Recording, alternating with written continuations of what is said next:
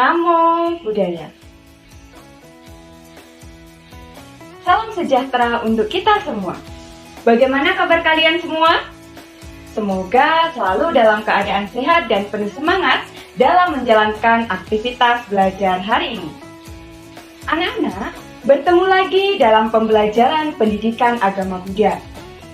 Pada kesempatan kali ini, kita akan bersama-sama mempelajari tentang Pancasila Buddhis sebagai dasar etika dan moralitas.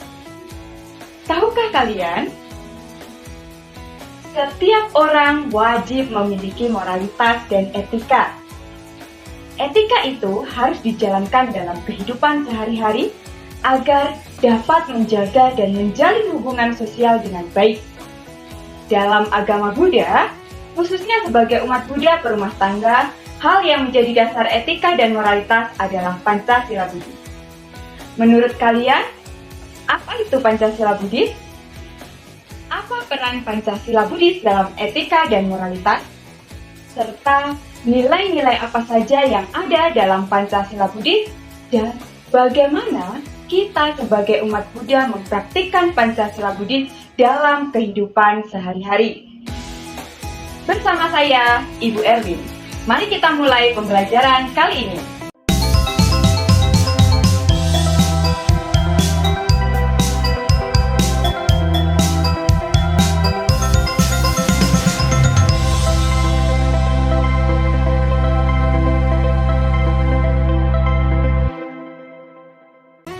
Apa itu Pancasila Buddhis?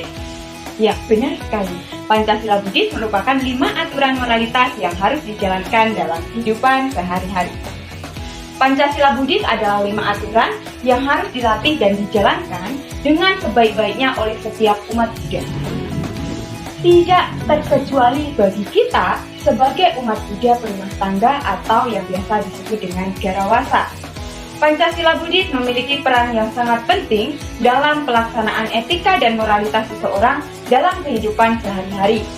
Oleh karena itu, etika dan moralitas seseorang bisa disebut baik apabila Pancasila Buddhis telah dijalankan dengan sebaik-baiknya, serta dapat memberikan dampak positif bagi orang-orang yang ada di sekitarnya, atau dengan kata lain, keberadaan orang-orang yang menjalankan Pancasila Buddhis dengan baik akan dicintai oleh banyak orang.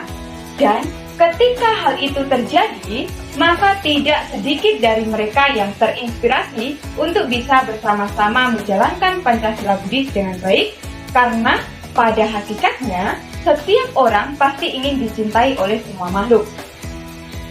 Hal ini dapat kita amati dalam kehidupan sehari-hari mengenai aksi dan reaksi orang-orang yang ada di sekitar kita.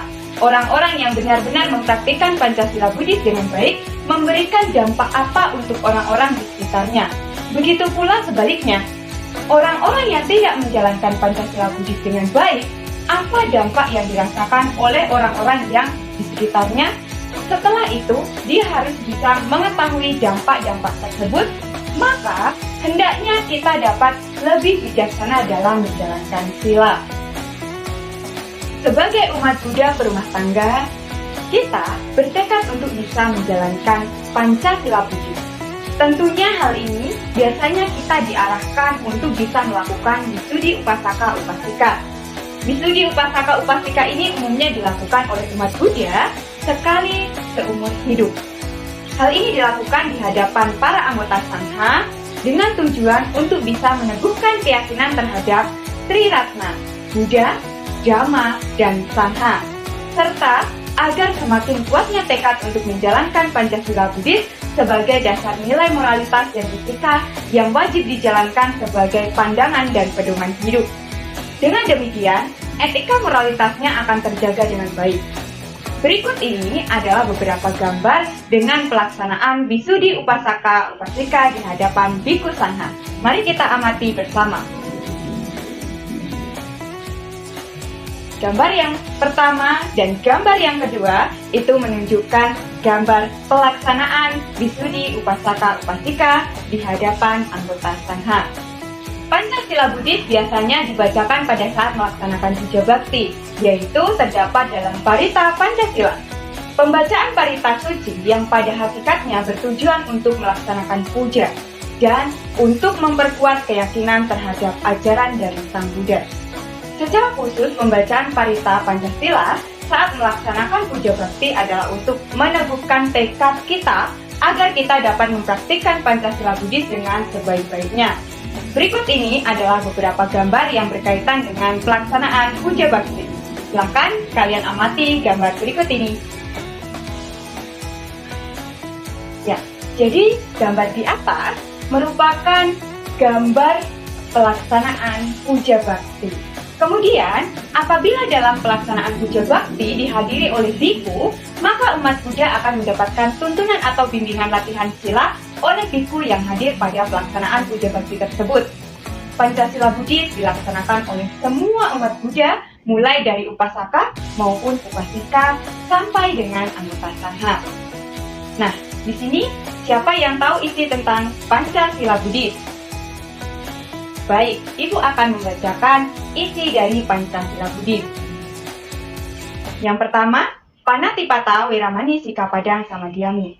Aku bertekad melatih diri menghindari pembunuhan makhluk hidup. Adinadana Weramani Sikapadang Samadhyami. Aku bertekad melatih diri menghindari mengambil atau menggunakan barang yang bukan milikku. Kamesu Micacara Weramani Sikapadang Samadhyami. Aku bertekad melatih diri menghindari perbuatan asusila. Musawada Weramani Sikapadang Samadhyami. Aku bertekad melatih diri menghindari perkataan yang tidak benar. Surameraya Majapama Datana Weramani Sikapadang Samadhyami.